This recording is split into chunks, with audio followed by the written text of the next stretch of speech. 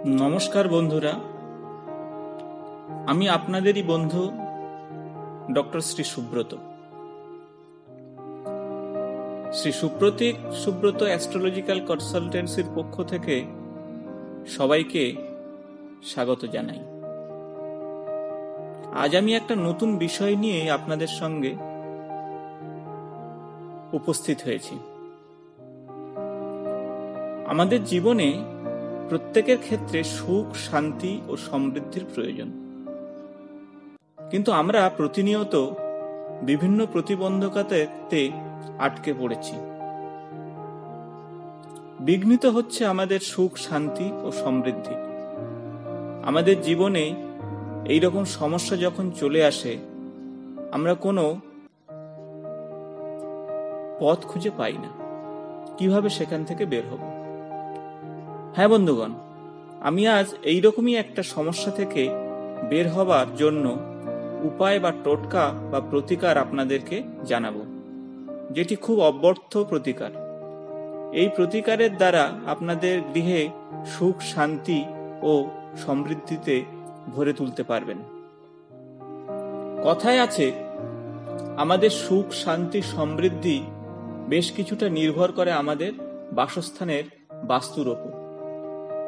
এই বাস্তুশাস্ত্র কিন্তু এক ধরনের বিজ্ঞান, যা আমাদের বাসস্থানকে সঠিক নির্মাণকে নির্ধারিত করে এবং এর সাথে জড়িয়ে পড়ে আমাদের ভালো থাকা বা মন্দ থাকা। বাড়ির বাস্তু ঠিক হলে বন্ধুগণ কিন্তু আমাদের ভাগ্য ফিরে আসতে পারে।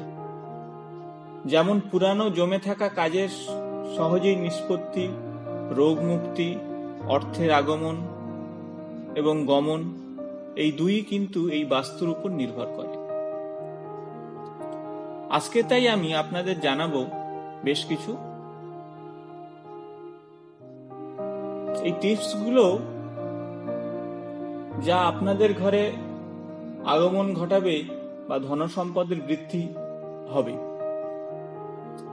তো দেরি না করে চটপট জেনে নিন নিজের বাড়িতে বাস্তুমতে ঠিক কিভাবে সাজালে কুবের দেবতা সন্তুষ্ট হবেন এবং আপনার গৃহে ধনের আগমন।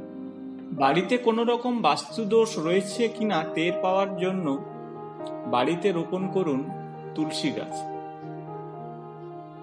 চাকরি পেতে হলে বা ধন সম্পত্তি বাড়াতে হলে একাগ্রভাবে করতে হবে তুলসী পুজো। এজন্য প্রতি বৃহস্পতিবার তুলসী গাছের চারাকে নিয়ে একটি কাপড়ে মুড়ে নিজের ঘরে, যে পড়ার ঘর আছে সেখানে বা কর্মস্থলে ডেস্কে রেখে দিন। আশেপাশের পরিবেশ পরিস্থিতি পরিষ্কার পরিচ্ছন্ন রাখুন। বলা হয়, বাড়ি যদি পরিষ্কার থাকে তাহলে সেখানে কোনো রকম অশুভ শক্তি জায়গা পায় না।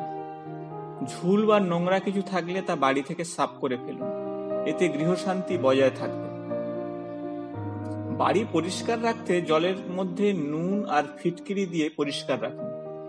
যখনই বাড়ির মেঝে পরিষ্কার করবেন তখনই জলে নুন আর ফিটকিরি মিশিয়ে নিন। ফলে বাড়ি যেমন পরিষ্কার ও জীবাণুমুক্ত হবে, তেমনি কাটবে বাস্তুদোষ। বাড়িতে সপ্তাহে অন্তত 2 বার নিম পাতার ধোঁয়া দিন। যখনই বাড়িতে সন্ধ্যার সময় ধুনো জ্বালাবেন তখন তাতে ফেলে দিন কিছু নিম পাতা। নিম পাতা পুড়িয়ে গিয়ে যে ধোঁয়া তৈরি হবে, বাস্তুশাস্ত্র মতে তা বাস্তুদোষ দূর করার পক্ষে খুবই ভালো এবং গৃহস্থের স্বাস্থ্য, মনের শান্তি এবং ধনসম্পদের বৃদ্ধির ক্ষেত্রে খুবই ভালো কাজ করবে। কখনো শোয়ার ঘরের পাশেও ঠাকুর ঘর প্রতিষ্ঠা করবেন না। এমনই ভাবে যদি না করেন তাহলেই কিন্তু আপনার বাস্তু শুভ হবে। বাড়ির জানালার পর্দা থেকে তৈরি যে দেওয়াল, সমস্ত ক্ষেত্রেই রং হালকা ধরনের হয়।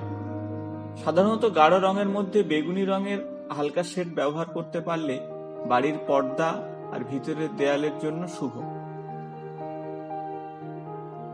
নেতিবাচক কোনো শক্তি বাড়িতে প্রবেশ করতে পারে না যদি নুন ব্যবহার করা যায়, সে কথা আগেই বলেছি। তো নেতিবাচক শক্তিকে কাটানোর জন্য নুন জল দিয়ে এবং ফিটকারি দিয়ে তো মুছবেনই, পাশাপাশি বাস্তু অনুযায়ী মানি প্ল্যান্ট ঘরে থাকলে তা অর্থের সমৃদ্ধি ঘটাবে, আপনার ক্যারিয়ারের পদোন্নতি ঘটাবে। তাই আপনার ঘরের উত্তর দিকে একটি সবুজ পাত্রে মানি প্ল্যান্টকে রাখুন। এছাড়া আপনি ঘরের উত্তর কোণে যে কোনো ধরনের শেড ট্রি ঝুলিয়ে তাতে আপনি মানি প্ল্যান্ট রাখতে পারেন। ঘরের প্রবেশ পথ বা এন্ট্রান্সকে সুন্দর করে সাজান, এতে কিন্তু আপনার গৃহে কুবের দেবতার আগমন ঘটবে। গৃহে প্রবেশ পথ সবসময় পরিষ্কার এবং সাজানো থাকা খুব জরুরি। আপনার রান্নাঘর যেন ঘরের পূর্ব দিকে বা দক্ষিণ পূর্ব দিকে হয় এবং রান্নাঘরের রং হালকা লাল, কমলা এবং গোলাপি হলে খুব ভালো। বসার ঘর বা ড্রয়িং রুম ঘরের উত্তর দিকে হলে তা অত্যন্ত উপযোগী এবং অর্থগমের ক্ষেত্রে খুবই ভালো।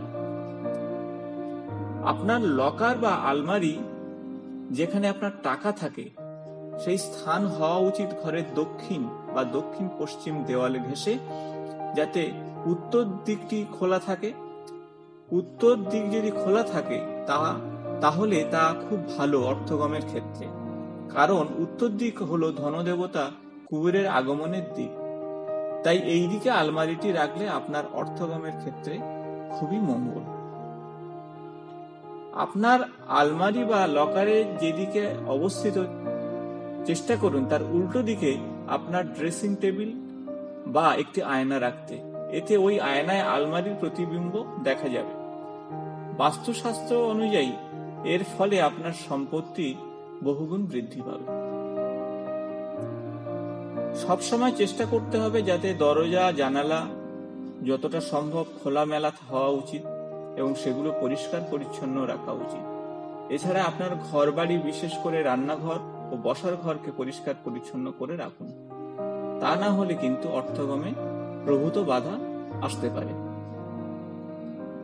সবসময় চেষ্টা করুন যাতে আপনার বাড়ির দক্ষিণ পশ্চিম দিকে ছাদ যেন উত্তর পূর্ব দিকের ছাদের তুলনায় বেশি উঁচু হয়, অর্থাৎ বাড়ি এমন ভাবে তৈরি করতে হবে যাতে তা দক্ষিণ পশ্চিম থেকে উত্তর পশ্চিম দিকে ঢালু হয়।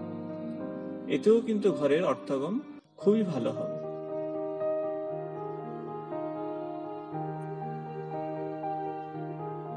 এই নিয়মগুলো বাস্তুশাস্ত্র অনুসারে আপনাদের ঘরে অর্থগম ঘটাতে সাহায্য করবে।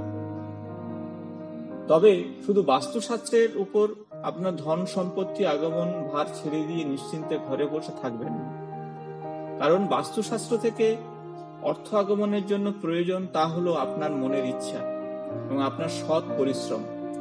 এই দুটি এবং তার সঙ্গে বাস্তু টিপস মেনে চললেই কিন্তু আপনার ঘরে লক্ষ্মী ভরে উঠবে এবং সুখ ও সমৃদ্ধিতে আপনি পরিপূর্ণ হয়ে যাবেন। তো বন্ধুরা, আজ ছিল এই সুখ সমৃদ্ধি কি করে আপনি ভরে তুলবেন বাস্তু টিপসের সাহায্যে। যদি ভিডিওটি ভালো লেগে থাকে তাহলে শেয়ার, লাইকস, কমেন্টস তো করবেনই। নিয়মিত আপডেট পাওয়ার জন্য চ্যানেলটি সাবস্ক্রাইব করবেন এবং বেল বাটনটি প্রেস করবেন।